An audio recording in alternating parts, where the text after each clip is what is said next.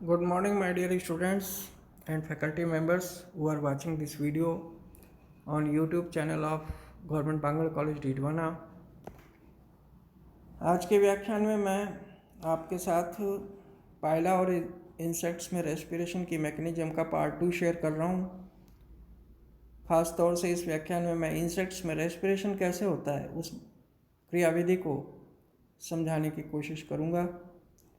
यह विषय महर्षि दयानंद सरस्वती विश्वविद्यालय अजमेर के बीएससी सेकेंड ईयर जूलॉजी के फर्स्ट पेपर के अंतर्गत सम्मिलित है। तो अब हम बात करते हैं सब्जेक्ट की, इंसेक्ट्स में रेस्पिरेशन कैसे होता है। इंसेक्ट्स का एग्जाम्पल है कॉकरोच।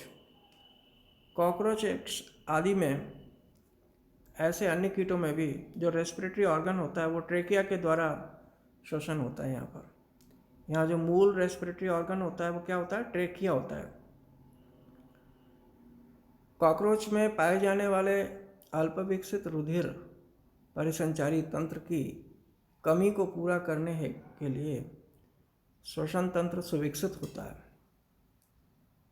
इसके श्वसन तंत्र में श्वसन नलियाँ या ट्रेकिया, श्वसन नलिकाएँ, ट्रेक्यूल्स जिनको अंग्रेजी में कहते हैं, और श्वास रंध्र या स्पाइरेकल्स होते हैं।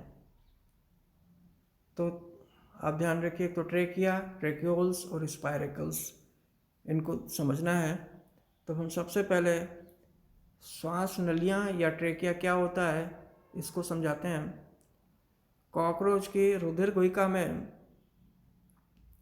शाखित एवं बंद श्वास नलियों का एक जाल पाया जाता है।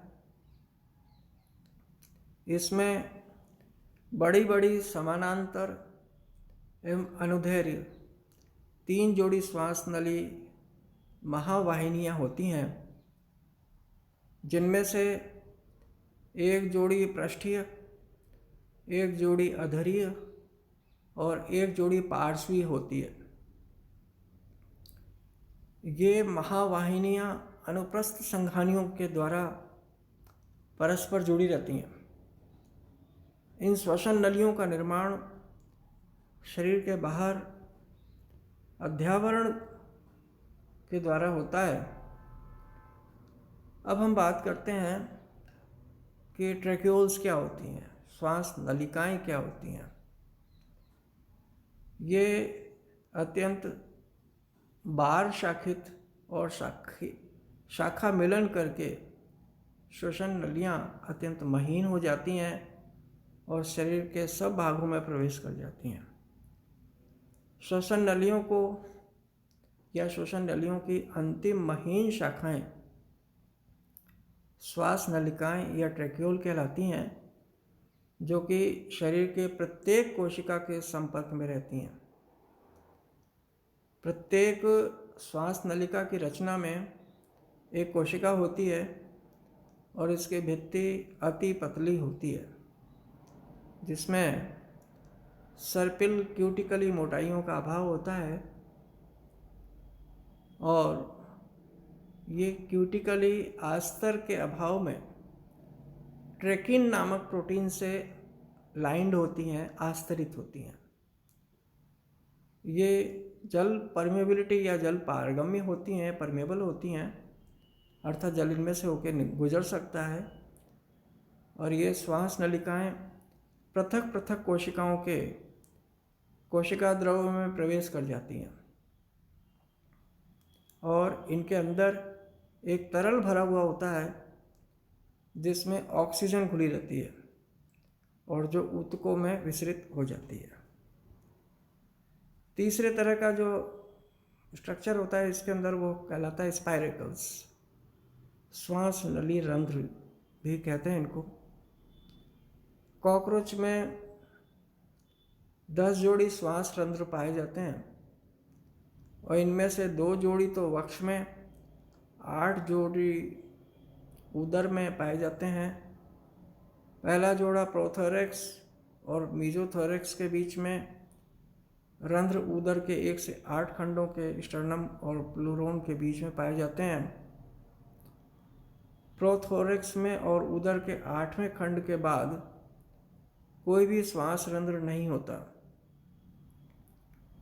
श्वास छिद्रों की दीवार पर बाल होते हैं जो वायु के साथ धूल के कणों को अंदर जाने से रोकते हैं।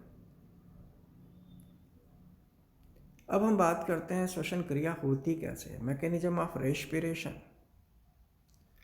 तो उदर की टर्गोस्टर्नल मसल्स, टर्गोस्टर्नल पेशियों के कॉन्ट्रैक्शन से सिकुड़ने और फैलने के कारण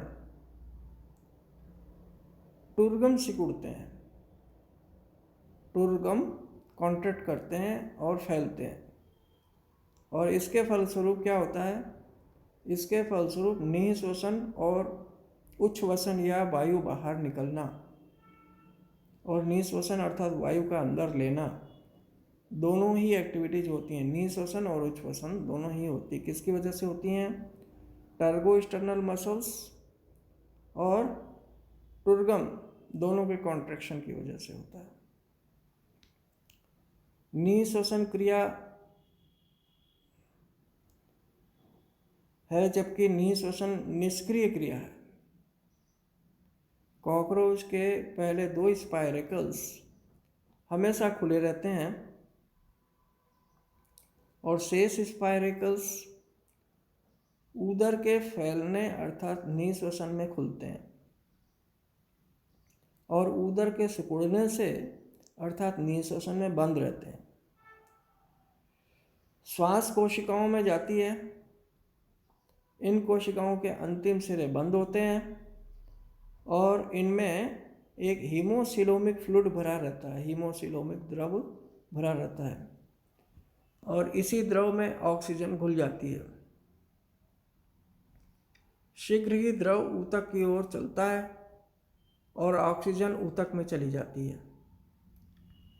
दूषित वायु का कुछ भाग पहले एवं दूसरे श्वास रंध्रों से निकाल दिया जाता है, परंतु उस समय बाकी श्वास रंध्र बंद रहते हैं। कुछ कार्बन डाइऑक्साइड शरीर के क्यूटिकल से भी बाहर निकल जाती है। कॉकरोच फुर्ती से चलता है या कोई अन्य कार्य करता है अर्थात पेशी गति होती है तो ऑक्सीजन की कमी हो जाती है, जिसके फलस्वरूप क्या होता है, ऊतक में ऑस्मोटिक प्रेशर बढ़ जाता है या ऑस्मोटिक दबाव बढ़कर खींचता है और वैसे ही वायु उसका स्थान लेने के लिए बढ़ती जाती है। जब कॉकरोच को अधिक वायु की आवश्यकता होती है तो वह अपने खंडों को जल्दी जल्दी पिचकाता व फुलाता है और इस क्रिया से वायु स्पाइरेकल्स में आती है व बाहर निकलती है। इस प्रकार के खंडों के पिचकने और फैलने को श्वास गति कहते हैं।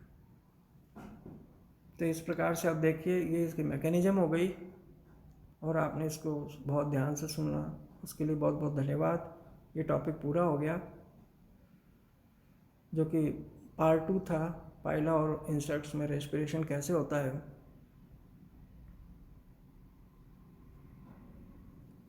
तो इसको आपको इस प्रकार से समझाना है, इंसेक्ट्स में रेस्पिरेशन कैसे होता है। इस श्रृंखला में आपको इसको पूरा डिटेल में समझाना है। Thank you very much.